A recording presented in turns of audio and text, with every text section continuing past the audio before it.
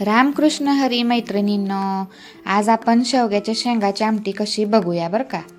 मग कसं आहे, शेवग्याच्या शेंगामध्ये पण का नाही खूप गुणकारी आहे. शेवग्याच्या शेंगामध्ये कॅल्शियम असतं ना, ते आपली हाडं असतात ना, ते मजबूत करते. आणि शेवग्याच्या मुळापासून जी पानं, फुलं, त्याच्या शेंगा, हे सगळंच औषधी आहे बरं का. मग चला तर बनवूया आपण शेवग्याच्या शेंगाची आमटी. मग तेल घ्यायचं, त्याच्यामध्ये लसूण जिरं टाकायचं, परत टमॅटो टाकायचं, परत चटणी टाकायची आणि त्यामध्ये आपण आता हे सगळं मिक्स करून घ्यायचं बरं का मैत्रिणींनो चांगलं. आणि त्याच्यामध्ये आता शेंगा टाकायच्या.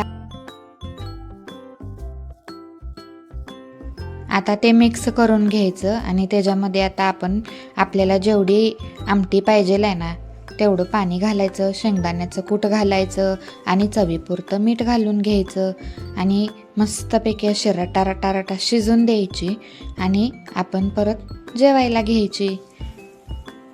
कशी वाटली मला ही आजची रेसिपी मला कमेंटमध्ये नक्की सांगा. लाईक करा, नवीन असाल तर सबस्क्राईब करा आणि शेअर पण करायला विसरू नका बरं का मैत्रिणींनो. चला तर मग, रामकृष्ण हरी.